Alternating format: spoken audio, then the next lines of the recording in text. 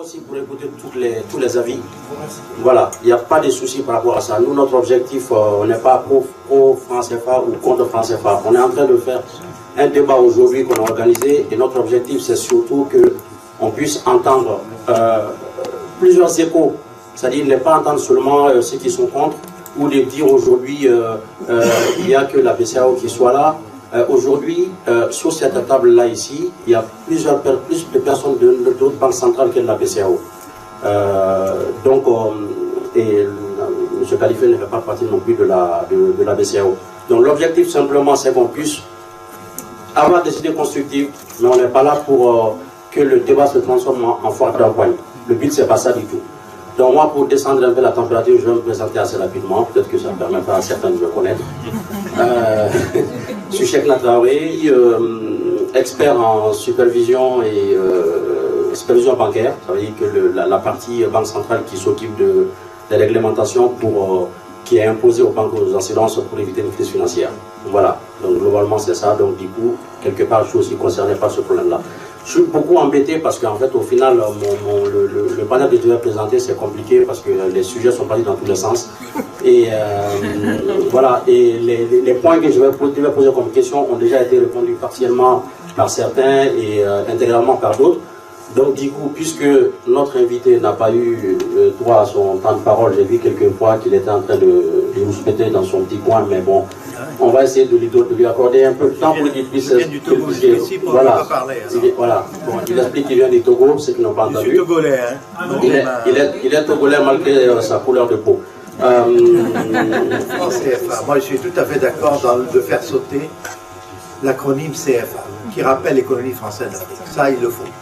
Il y a le franc guinéen, il y a le franc comorien. Pourquoi ne pas l'appeler franc africain, étant donné que ça touche l'Afrique, une partie de l'Afrique de l'Ouest, et peut-être qu'il deviendra l'ensemble de l'Afrique de l'Ouest. La CEDEAO, on a le nom de franc africain, peut-être. Je l'espère. Maintenant, savez-vous que le dollar n'est pas américain comme nom? Le dollar, c'était la monnaie espagnole du Mexique, en Californie. Et pourquoi les Américains ne réclament pas un American money? Alors, c'est de la bêtise de s'attacher à ça, mais quand même le CFA, il faut sauter le mot CFA du franc CFA. Ça pour définitivement, c'est ce que je reproche avec respect à M. Fadiga, qui a fait une révolution, qui a africanisé la BCEAO. Tous les cadres de la BCEAO avant 1975 étaient français, et grâce à M. Fadiga, tout a été africanisé en 1975, qui sont devenus africains, quoi, de lui et moi. Donc ça, et il a oublié à ce moment-là, en 1975, de faire le jump et de faire sauter le mot CFA. Voilà. Bon, très bien. Monsieur Khalif, il a publié un article en 1988, je pense qu'il y a certains qui n'étaient pas encore nés ici. Et dans cet article-là, il avait prévu la dévaluation du franc CFA. Et puis, alors on va lui poser quand même une question de savoir en fait, est-ce qu'à son avis aujourd'hui le franc CFA est surévalué, même si la question a été un peu abordée dans certaines questions. Je vais juste finir, comme ça je vous laisse, je vais rapidement et puis je vous laisse comme ça enchaîner jusqu'à la fin. Comme ça. Alors, donc c'est la première question. Deuxième question, quel avantage selon vous aussi il y a le franc CFA par rapport à d'autres monnaies nationales, par exemple comme le CEDU du Ghana ou d'autres types de monnaies. Donc je vais vous laisser la parole pour essayer d'expliquer un peu ces deux points-là. Et puis s'il y a un peu de temps, on peut laisser M. Touré aussi compléter ça. Voilà. Non, j'avais prévu en 1988 une évaluation du franc CFA, parce que depuis 1985, les cours des produits d'exportation, donc les revenus de la zone CFA, étant basés sur les produits d'exportation de matières premières agricoles, les prix étaient fixés à New York en dollars. le dollar, depuis 1985, avait procédé à une chute. Et donc nos recettes en francs CFA aussi baissaient, puisque le dollar avait chuté, les prix étant en francs CFA, donc les prix étant en dollars, la contre-valeur en francs CFA baissait. Donc il y avait une crise de revenus des paysans qui composaient à l'époque 80% de la population. Et donc pour redresser le revenu de ces paysans, donc j'avais préconisé que c'était nécessaire de faire une dévaluation. Non pas pour l'exploitation industrielle, mais pour améliorer le sort des revenus paysans en 88. Bon, c'est arrivé en 88, je proposais 20% de l'évaluation, et c'est en 94 qu'on a décidé 50%. Donc on a attendu longtemps, et c'est vrai qu'entre 85 et 93, le cours du dollar avait baissé de 50%. Donc le cours de nos revenus d'exportation en francs CFA avait aussi baissé de 50%. Donc c'est pourquoi il fallait redresser le revenu. Bon, maintenant la deuxième question, quels avantages le franc CFA par rapport aux autres monnaies? Ben, il y a deux avantages. D'abord pour les paysans, parce que moi je pense toujours aux catégories les plus démunies. Dans mes analyses, je commence toujours par elles, qui constituent la majorité de la population. Un paysan dont la monnaie n'est pas stable, qu'est-ce qu'il subit? On vient le voir, on achète sa monnaie, on achète sa production à l'avance. On lui dit, bon, tu vas produire au mois d'octobre, on va t'acheter ton tonnage. Combien espérer? 10 tonnes. On te l'achète à tel prix, le prix étant fixé en CEDI, par exemple. Si c'est fixé en CEDI aujourd'hui, et si on lui achète sa production dans 6 mois, on a fixé le prix de CEDI aujourd'hui, et voici que dans 6 mois, le prix de CEDI ne vaut plus que la moitié. Lui, qu'est-ce qui lui arrive? Son revenu baisse de moitié. C'est ce qui arrive dans les pays à monnaie qui dévaluent en permanence, que ce soit le Nigeria ou le Ghana. Et c'est ce qui explique pourquoi le Nigeria et le Ghana, qui étaient les premiers producteurs mondiaux de cacao, sont devenus bien loin derrière la Côte d'Ivoire. La Côte d'Ivoire a pu progresser grâce à la stabilité du franc CFA. Les revenus des paysans étaient constants et stables. Donc ça les a encouragés à produire plus pour gagner plus. Alors que dans les pays du Ghana et du Nigeria, en produisant même d'une quantité égale à l'année dernière, ils récoltaient la moitié de la valeur de l'année dernière. Ils ont progressivement abandonné la production des produits d'exportation. C'est pourquoi le Ghana, qui était premier producteur mondial, est devenu deuxième producteur mondial après la Côte d'Ivoire, qui l'a dépassé de loin. Et le Nigeria est devenu vraiment tombé en arrière. Ce n'est pas dû du tout au pétrole, c'est que les paysans ne trouvaient plus leur compte. Si vous prenez ça dans tous les pays à monnaie faible, à monnaie qui se dévalue en permanence, vous verrez que leur production agricole n'est pas du tout encouragée. Elle ne fait que baisser. Et ils se reportent à ce moment-là sur d'autres produits. La troisième question. C'était beaucoup plus sur la compétitivité. La compétitivité, actuellement, donc la Banque mondiale, je ne suis pas spécialiste des études de compétitivité, mais je prends celles qui ont été concluantes au niveau du FMI et de la Banque mondiale. Ils trouvent que le franc CFA entre 2000 et 2017, la compétitivité du franc CFA s'est améliorée par rapport à celle du Nigeria et du Ghana. Donc on n'a pas perdu du tout en compétitivité malgré la stabilité. Et la preuve en est que le taux de croissance de la zone CFA est plus élevé que le taux de croissance du Nigeria et du Ghana depuis 17 ans. C'est seulement maintenant, cette année, que le Ghana va rejoindre, au point de vue taux de croissance, la Côte d'Ivoire, à savoir de 7%. Ensuite, le franc CFA nuit à la compétitivité des exploitations. Bon. Pour évaluer la compétitivité des exportations d'un pays, il faut comparer les coûts de production. Parce que vous exportez quoi? Quand vous exportez des matières premières, ce n'est pas le coût de production qui détermine, c'est le cours à New York. C'est New York qui fixe les prix. Maintenant, si on veut exporter des produits industriels fabriqués, là, il faut évaluer quels sont les coûts de production. Le premier coût de production, c'est la main-d'œuvre. Deuxième coût de production, c'est l'énergie, l'électricité. Ce sont les deux principales caractéristiques. Après, vous avez les taxes à la production qui viennent s'y ajouter. Et il se trouve que la main-d'œuvre, le coût de la main-d'œuvre au Ghana et et au Togo sont équivalents aujourd'hui. Donc ce n'est pas ça qui joue, mais l'électricité par contre, le Ghana qui produit à faible coût l'électricité, le Togo qui l'importe du Ghana, donc le coût de l'électricité est plus cher au Togo. Et en plus, il y a les taxes au Togo qui sont beaucoup plus élevées. Et en plus de ça, vous avez la fiscalité au Togo qui est vraiment à deux poids, deux mesures. Et vous avez ceux qui gagnent, qui sont proches du pouvoir, qui ne payent pas d'impôts, et les autres qui sont écrasés par les impôts. Donc ce qui fait que ça n'incite pas les entrepreneurs, les investisseurs à venir produire des biens industriels pour l'exportation. Donc ça ne marche pas tellement bien. Mais en Côte d'Ivoire, ça va mieux parce que la gouvernance de Ouattara a beaucoup amélioré les choses. Quoi qu'on pense de Ouattara, ami de Sarkozy et compagnie, ça il faut évacuer, ça c'est autre chose. Mais au point de vue économique, il a amélioré beaucoup l'économie du pays parce que c'est un ancien économiste de la Banque mondiale.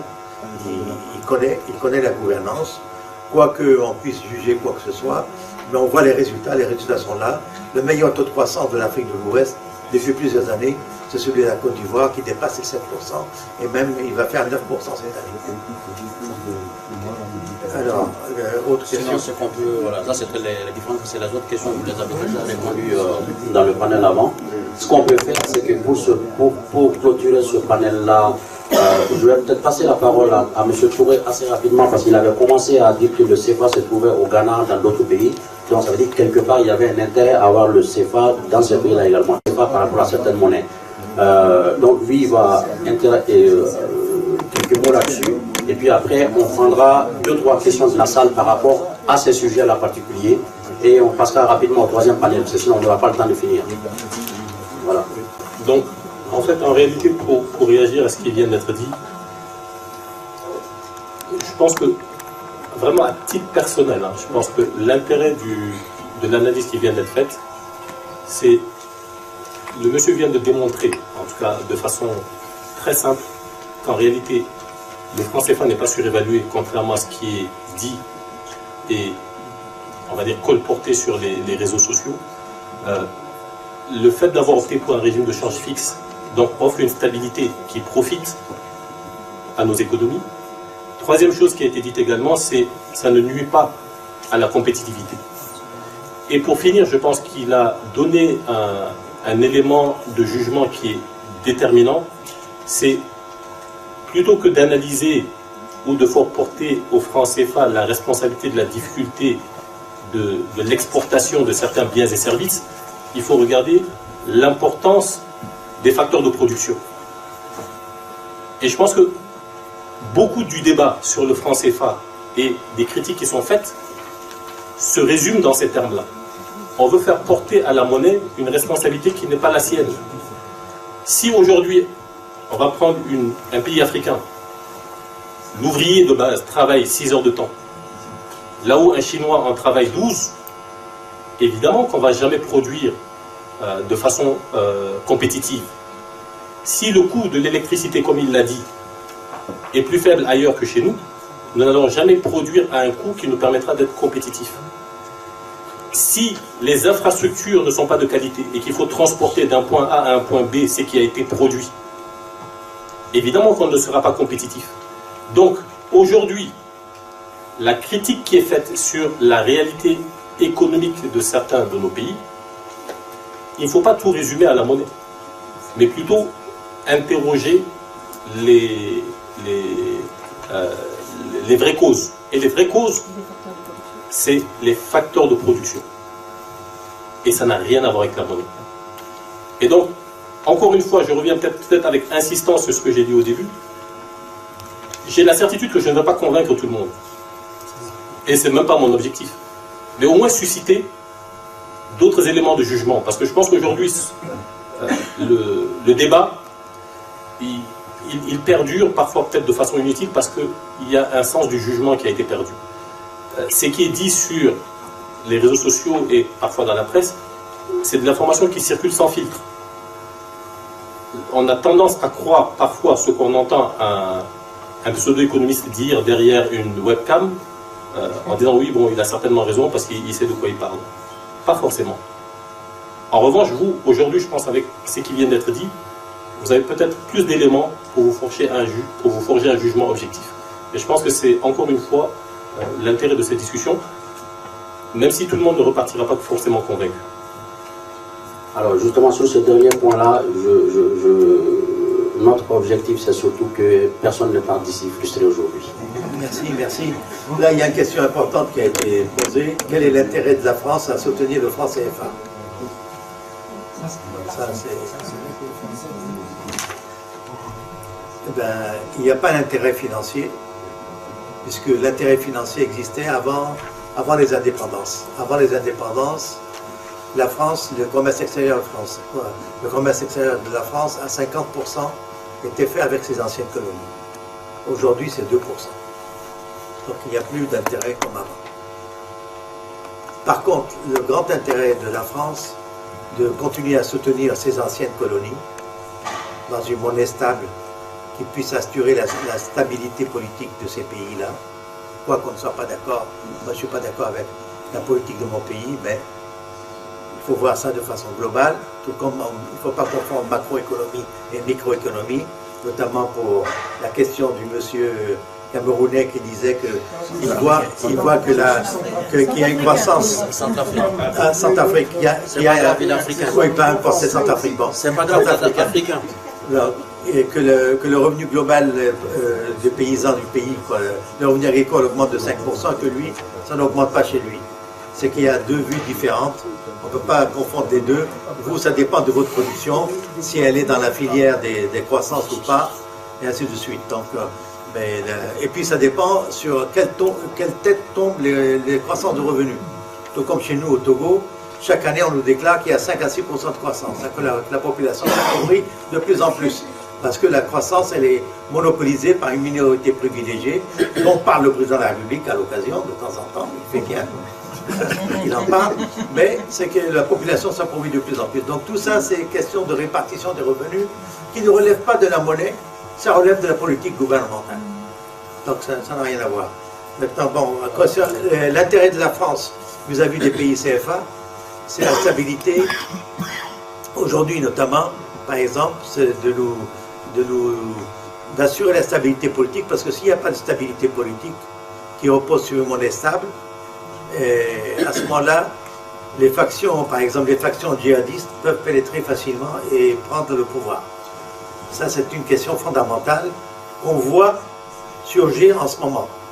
Alors, la question de Madame Salou Delphine, ça conclut par, pourriez-vous nous expliquer les mécanismes qui a fait aboutir à la dévaluation du franc CFA à certains moments? Voilà. En 1994. C'est ça, c'est avant. C'est le pillage. C'est 94. C'est le pillage des richesses du pays par les gouvernants. Parce que nous avions, l'Afrique est riche, elle peut se passer de toute aide extérieure si ses richesses étaient accaparées par ses propres ressortissants et si elles étaient réinvesties dans le pays. Donc, attendez, monsieur. Vous pensez que oui, qu'aujourd'hui, le franc CFA a été dévalué en 1994 parce qu'il y avait le pillage des richesses nationales par les pouvoirs. Qui sont la cause principale selon vous? C'est la cause principale. Okay. Bon, monsieur. Oui, donc je pense que, en tout cas, pour apporter peut-être une autre façon de voir la question de la dévaluation, qui pour moi, en tout cas, emporte ma préférence, c'est tout simplement pour garantir la valeur d'une monnaie, il faut des ressources en devises. Et en 1994, quand il a été question de dévaluer le franc CFA, c'est parce que depuis 1989, en réalité, les devises qui devaient garantir la valeur du franc CFA se sont petit à petit amenuisées du fait de la détérioration des termes de l'échange, à tel point que les avoirs que nous avions auprès, à l'extérieur, donc auprès du Trésor français notamment, se sont réduites jusqu'à être nulles. Donc nous n'avions plus de devises pour garantir la valeur du franc CFA. Et donc, la décision qui a été prise, c'est de dévaluer le franc CFA pour relancer les exportations, donc les rendre plus compétitives, et décourager un peu plus les importations. Donc nous amener à réduire un peu notre train de vie. Je pense qu'au début de cette rencontre, vous nous avez demandé d'avoir, disons, une approche assez didactique et simple pour expliquer les choses. La dévaluation, c'est comme soigner un malade. C'est quelque chose qui arrive comme un remède qui devient à un moment donné nécessaire. Quand une économie se porte mal, ou quand une monnaie se porte mal, c'est comme un patient, quelqu'un qui présente des symptômes. On va peut-être commencer par lui donner des comprimés, ensuite augmenter les doses, ensuite peut-être l'hospitaliser. C'est la même chose. Donc, à l'époque, il n'y avait pas de devise pour garantir la monnaie. Si on doit comparer à aujourd'hui, Et pourquoi? aujourd'hui, nous avons l'équivalent de 12 milliards d'euros de devises.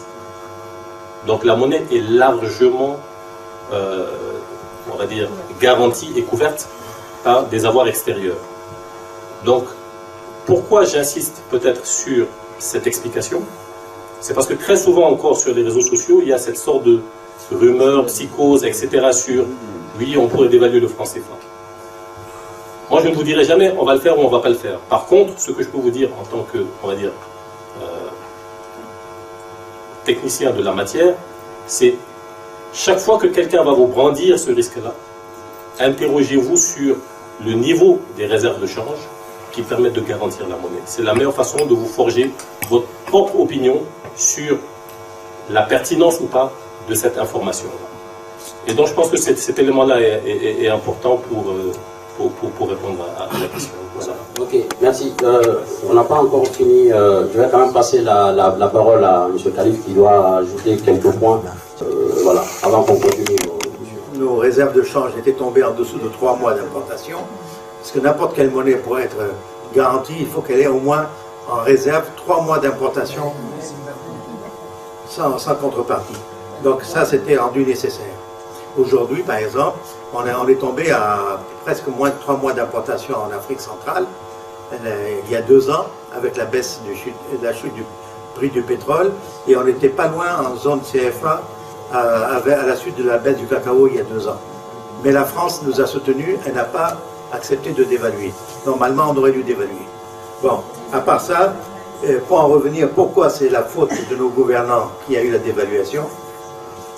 C'est que nous avons eu, en 1973, de 1973 à 1979, on a eu une manne extraordinaire. C'était la hausse, le boom des matières premières. Nos exportations ont été réévaluées, elles ont été multipliées par 4, par 5, par 10, selon les pays et selon les produits. Donc nous avions suffisamment de quoi nous industrialiser. Il n'y avait pas à l'époque d'OMC. On pouvait protéger nos industries comme on le voulait.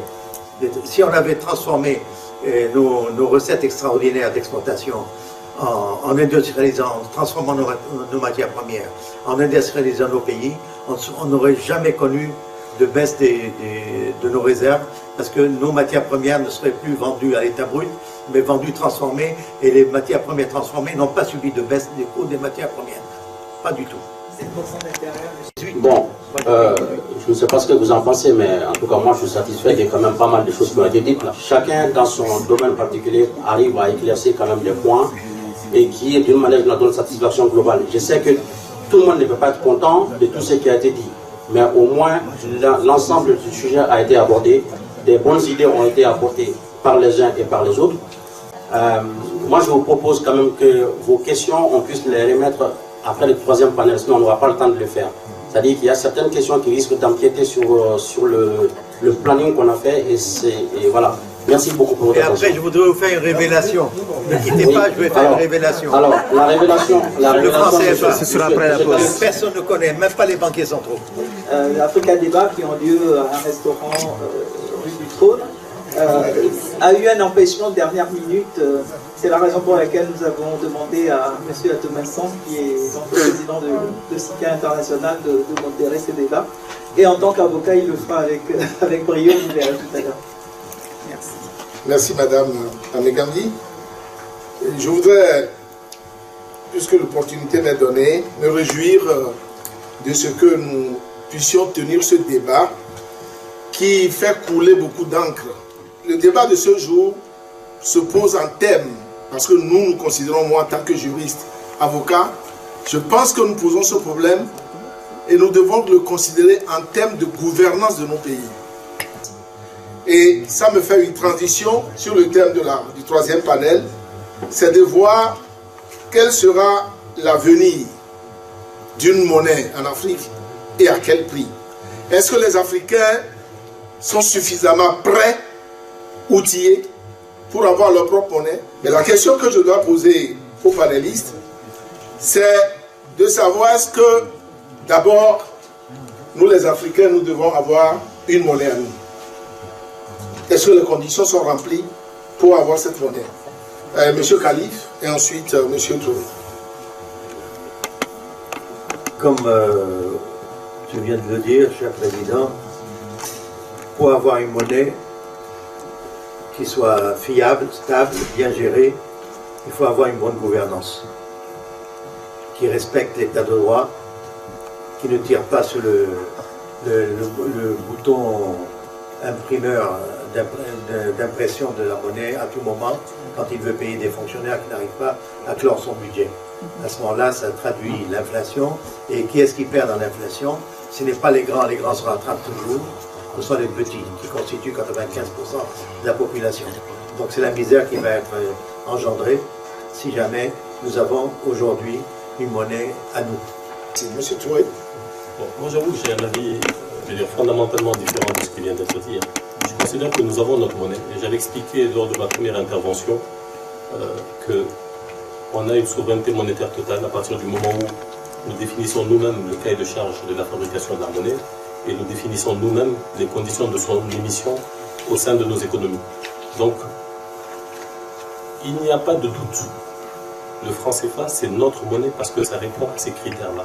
C'est nous qui déterminons sa fabrication et c'est nous qui déterminons les conditions dans lesquelles c'est émis et ça circule au sein de nos économies. Donc, je pense que cette précision est importante. Maintenant, au-delà, je pense que ce qui est évoqué ici, c'est les perspectives, notamment à travers cette volonté manifestée par les chefs d'État de la CEDEAO d'avoir une monnaie unique.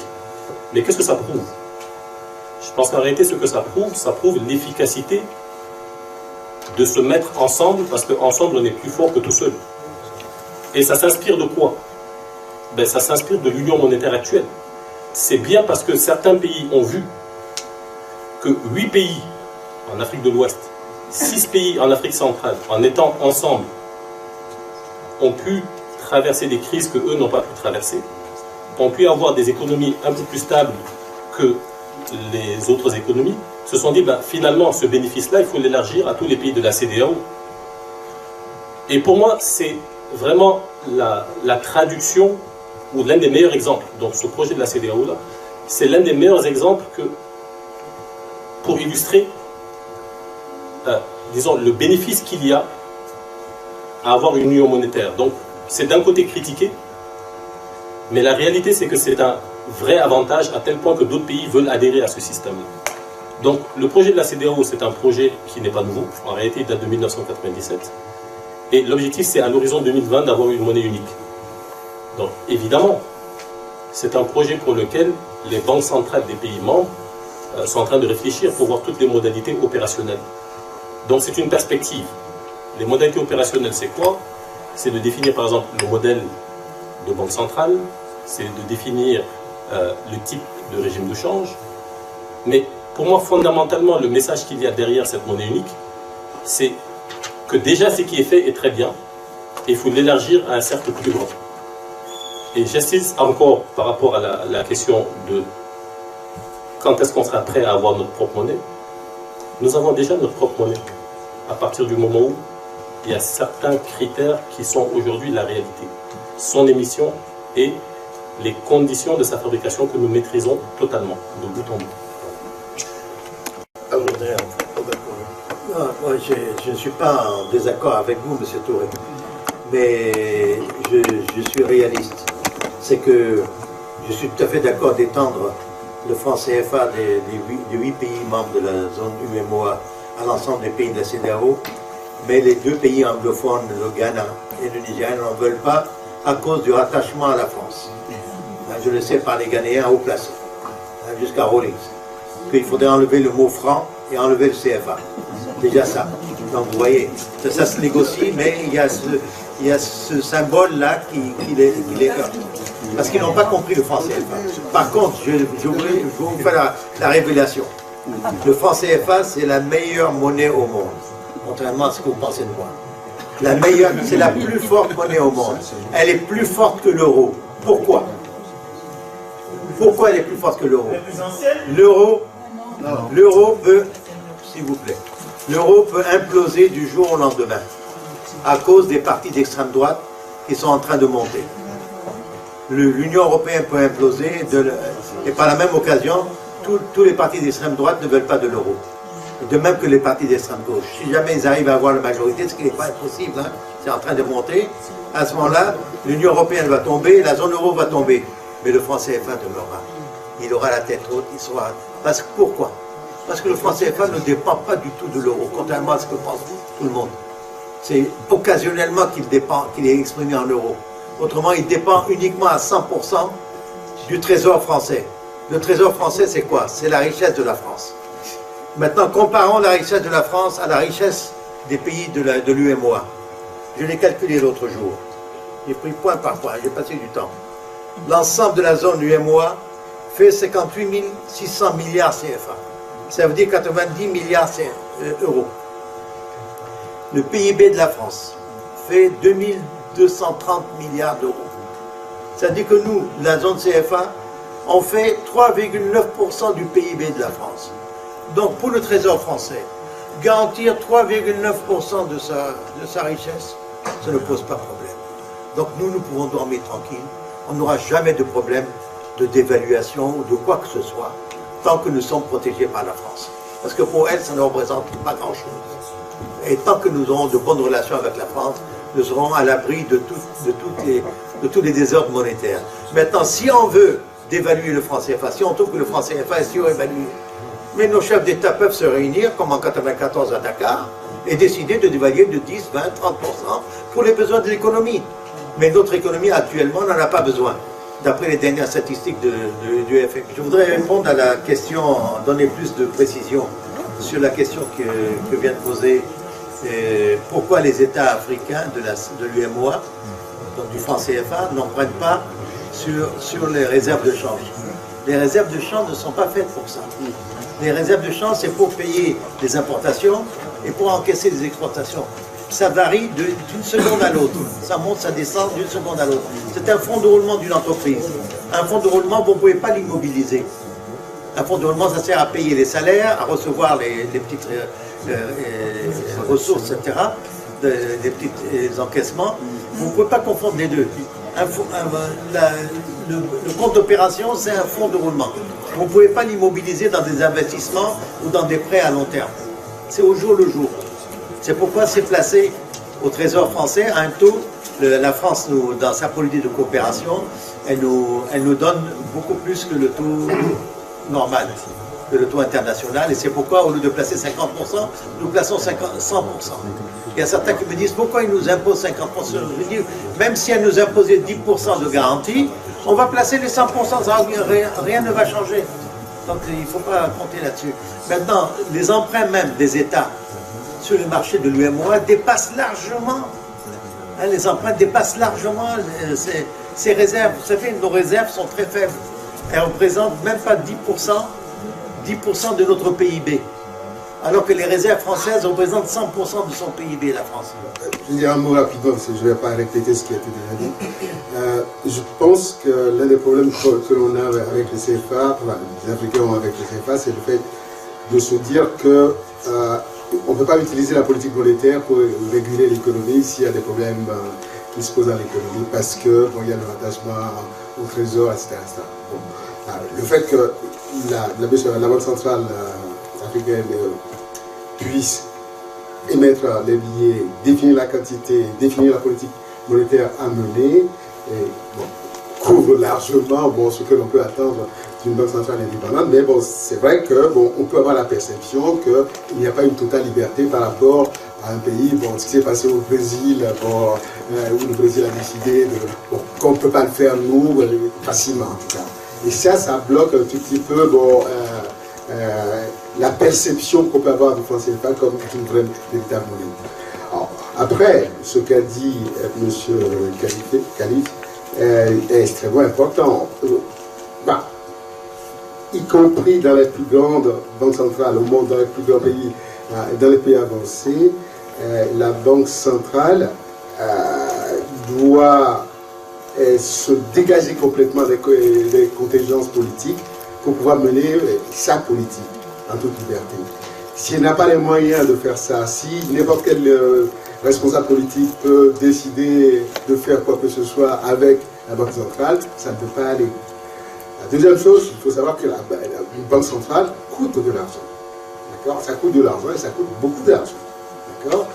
Par exemple, un truc qui paraît assez sobre et pas trop coûteux, qui est la communication d'une banque centrale, est quand même un truc extrêmement important.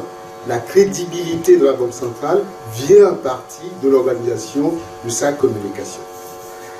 La Banque de France a lancé une nouvelle politique de communication. Elle a commencé à recruter le directeur de la communication de la Banque de France maintenant n'est plus un agent statutaire de la banque. C'est quelqu'un qu'elle a recruté à l'extérieur. Le gouverneur a son propre responsable de communication. La Banque de France a lancé son blog. Et ce n'est pas simplement pour la diffusion de l'économie, c'est pour la diffusion d'un certain nombre d'idées sur les centres d'intérêt de la banque. Tout ça contribue à monter en gamme la qualité de ce qui est produit par l'établissement. Et c'est aussi un peu comme ça. Donc, tous ces machins-là, du jour au lendemain, ce n'est pas complètement possible. Il faut bien garder ça à l'esprit. Bon, alors maintenant, la question qu'on peut se poser, c'est est-ce que oui ou non, il faut aller vers des banques centrales avec tous les petits pays que nous avons, ou avoir une banque centrale, une union monétaire comme c'est le cas maintenant, hein, c'est vrai, c'est une union monétaire, hein, c'est comme ça que c'est défini en tout cas. Bon, moi à titre personnel, je préfère avoir une union monétaire parce que j'y vois beaucoup d'avantages. Et je pense que l'Afrique peut parler d'une voix forte en ayant une union monétaire. Et je pense aussi que nos petits pays n'ont pas les moyens véritablement de s'habiller chacun sa propre banque centrale. Ce que je dis là, je peux l'étendre à d'autres domaines. Hein. C'est vrai pour la formation, c'est vrai pour les universités, etc. On peut étendre ça après plusieurs domaines. Merci, monsieur. Question. Donc, à votre avis, il faut une monnaie commune pour les pays de la CEDEAO. Est-ce que l'idée... C'est la solution que je privilégie. Donc vous privilégiez, monsieur Touré? Je pense que j'ai déjà répondu à la question. En fait, c'est déjà un projet qui est engagé. Donc, nous-mêmes qui sommes Banque centrale, on est en train de travailler pour que ce projet exprimé par les chefs d'État se matérialise. Donc, il n'y a plus de jugement à porter dessus. D'accord. Une dernière question. Oui, d'accord. Monsieur, oui. Une question d'Internet qui demande par rapport toujours aux réserves que nous avons à la Banque de France, pourquoi est-ce que nos États de la CEDEAO ou de l'UEMOA continuent de s'endetter sur les marchés alors qu'on pourrait s'autofinancer sur ne serait-ce qu'une partie de ces réserves qu'on garde à la Banque de France? Merci. Oui, je pense que j'avais déjà expliqué que les réserves qui sont détenues là-bas servent à garantir la valeur de notre monnaie. Donc si jamais on décidait, par extraordinaire, de les retirer pour en faire autre chose, ben vous perdez la garantie de votre monnaie. Et donc vous fragilisez la monnaie. Donc il faut à un moment donné faire un choix. Donc le choix qui est fait, c'est de dire on détient des avoirs à l'étranger. Encore une fois, le compte d'opération, c'est un compte parmi 32. On a 32 comptes dans le monde, mais il y a cette obsession-là du compte d'opération. Donc nos avoirs extérieurs, de façon générale, compte d'opération et tout autre compte en devise, ça garantit la valeur du franc CFA, ce qui permet depuis 15 ou 20 ans que le prix du pain n'a pas changé, etc. Parce qu'il y a assez de devises pour garantir la valeur de la monnaie. Et maintenant, les États ont d'autres besoins. Au-delà d'avoir une monnaie stable, c'est financer des projets. Et à ce titre, ils se financent autant sur les marchés locaux que sur les marchés internationaux. Donc, c'est un dispositif qui est complémentaire. Voilà, je vous remercie. En tout cas, ça a été un plaisir d'échanger avec vous. Donc vraiment, je garde en tout cas, en ce qui me concerne, une très belle expérience de nos échanges. Pour ceux qui le souhaitent, vraiment, il n'y a aucune difficulté à poursuivre les discussions au-delà de ce cadre. Les organisateurs auront mes coordonnées qu'ils pourront vous transmettre. Et vraiment, je me ferai un plaisir de continuer à discuter et puis apporter des précisions pour vraiment tous ceux qui souhaitent avoir des éclaircissements sur cette question qui, je suis absolument d'accord, ce n'est pas toujours facile à cerner, et surtout quand on a peut-être des préjugés. Mais vraiment, moi, je ne me lasserai jamais de discuter et d'apporter des précisions ou des explications à tous ceux qui le souhaitent. Et je vous remercie pour vos contributions et vos attentions. Merci. Merci. Merci, M. Touré. M. Aboui va répondre et ensuite on conclura. Alors, je vais juste d'abord revenir 2 secondes sur ce que notre Waka a dit tout à l'heure, bon, sur le décollage de l'économie et le CFA. Je pense que ce qu'il y a, c'est éviter des raisonnements simplistes, et comme si c'est-à-dire que si c'est le CFA qui fait que nous ne décollons pas, nous avons d'autres problèmes, et c'est l'ensemble de ces problèmes qu'il faut résoudre pour pouvoir un véritable décollage de ces pays-là. Donc, bon, peut-être le franc CFA, on stigmatise par exemple plus, avec son histoire, bon, les choses ont passé un peu partout. Mais cela ne suffit absolument pas. Il y a des tas de réformes qu'il faut faire dans nos pays, bon, sur tous les plans. Bon, vous comme moi, quand vous étiez jeune là-bas, bon, le niveau de formation que vous avez eu vous a permis de faire tout ce que vous avez voulu ici. Et ce n'est plus tellement le cas, il faut reconnaître ça. Donc, on a parlé du financement tout à l'heure, le point de financement, je vais revenir là-dessus dans 2 secondes. Bon, on a des tas de problèmes à régler et bon, aller faire croire que changer, passer du CFA à autre chose va régler nos problèmes, ça c'est pas la vérité, il faut être clair là-dessus. Alors, 2 questions. Première question de M. Ayaw Kwaku. Comment une mauvaise gouvernance politique peut-elle apporter une excellente gouvernance monétaire? Pour moi, tout est lié à ça. Bien évidemment, bon, mauvaise gouvernance politique ne peut apporter rien de potable, mais ce qu'il y a, c'est que bon, on a évoqué le fait que la Banque centrale était indépendante et que c'est une qualité qu'elle doit préserver coûte que coûte. Il ne faut pas mettre les politiques là-dedans. De l'autre côté, si on dit que la Banque centrale est indépendante, son rôle, ce n'est pas de faire la politique économique du pays, d'accord? Et donc, à partir de là, chacun doit rester dans son rôle, la Banque centrale doit rester stricte dans son rôle, mais dire toujours ce qu'elle a à dire. Vous savez que, quand je prends le cas de la France, tous les ans, il y a un rapport qui est remis au président de la République par le gouverneur de la Banque de France. Et il dit tout ce qu'il considère comme ce qui ne va pas bien dans l'économie. Il le dit. Mais il n'est pas le ministre de l'économie, il n'est pas chef d'entreprise non plus. D'accord? Bon. Pour que son discours soit bien appuyé, il fonde son analyse à la fois sur les instruments qu'elle construit elle-même et sur des informations qu'elle collecte elle-même. Donc on peut dire ce qu'on veut, mais bon, sur ça, elle fait un travail. Donc il est clair que bon, ce que notre ami a dit, bon, s'il y a une liaison forte entre les 2 entités politiques, là, ça ne peut pas marcher, donc il faut absolument préserver ça. La dernière question est de M. Ahmedi. Un pays mal gouverné, pillé par ses dirigeants, et un pays qui va mal économiquement. Est-ce que la Banque centrale dispose de leviers économiques face à cette situation? Non, la Banque centrale ne dispose pas de... Mais bon, la Banque centrale peut favoriser beaucoup de choses. Je donne juste 2 exemples. Et lorsque les taux d'intérêt ne fonctionnaient plus, les taux étaient très bas en Europe, qu'est-ce que la Banque centrale européenne a fait? Elle a racheté la politique non conventionnelle, a mis ça en place, racheté des trucs, voilà. Et puis après, ça a permis aux banques d'acquérir, de vendre à un coût très faible et donc de prêter après un coût très faible. Ça, c'est un truc que la Banque centrale peut faire. Ce que peut faire aussi une banque centrale, c'est faire une politique très accommodante et très accompagnante dans certains domaines. Mais vous voyez, bon, si vous prenez le cas de la France par exemple, bon, vous savez, bon, la Banque de France, la Banque centrale ne pouvant pas faire des prêts directement aux agents économiques, ben, il faut trouver un truc qui permet de faire ça. Et en France, on a, via la Caisse des dépôts, on a mis en place un truc pour faire ça. C'est à l'État de le faire. C'est à l'État de le faire, c'est le à la Banque centrale de le faire.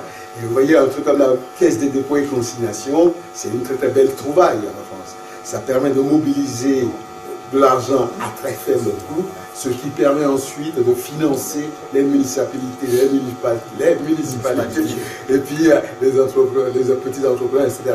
Ça, c'est des solutions qui existent dans certains pays, sur lesquelles on doit pouvoir réfléchir et qu'on pourrait prêter, adapter à nos propres besoins et voir comment ça peut marcher. D'accord? Mais la Banque centrale n'a pas de levier pour ça. Pour la qualité du débat, bon, nous ne sommes pas d'accord sur tout, mais nous avons eu l'occasion de nous exprimer les uns et les autres. Et ça, c'est important. La deuxième chose que je voulais dire, c'est que c'est vrai que c'est une question qui est à la fois sensible, affective et, ma foi, correspond à nos besoins de tous les jours. C'est une question qui nous prend de partout. Mais il faut que nous gardions bien à l'esprit le fait que s'exciter autour de la question ne va pas la résoudre. On a besoin de calme, on a besoin de réfléchir, et on a besoin d'aller de l'avant. 60 ans, plus de 60 ans après nos indépendances, on n'a pas beaucoup avancé. Il faut dire les choses comme elles sont. À l'indépendance, on était au même niveau que la Corée du Sud. Eh ben oui, donc comment on peut expliquer ça? Il y a quand même un truc qui va pas. Bon, le fait d'avoir des godilles au pouvoir, le fait de saccager la jeunesse, le fait de ne pas avoir de perspective pour nos économies, le fait de faire que de l'alimentaire, du ventre tout le temps, ont mis en péril pas seulement nos vies à nous, mais la vie des générations futures. Et ça, on devrait tous dire stop. Et en disant stop pour ça, ce n'est pas dégager la responsabilité sur les vrais responsables. La monnaie peut aider, mais ce n'est pas la source fondamentale de nous. Il faut être clair là-dessus. Merci. Je tiens à remercier Michel, Brigitte, Chekna et autres qui sont partis, et à considérer que nous les Africains, nous devons sortir de cette démarche du bouc émissaire extérieur. Il faut que nous cherchions en nous les ressorts, les causes de nos propres malheurs. La nuit est longue, mais le jour vient, et le jour de l'Afrique arrive, et quand l'Afrique se réveillera, le monde tremblera. Je vous remercie. Pour continuer le débat, pour ceux qui peuvent rester autour d'un verre, et pour ceux qui ne peuvent pas rester, nous sommes ravis que vous étiez parmi nous. Ensuite, on va faire quelque chose à Paris dans l'année qui suit. Et donc le débat n'est pas fini.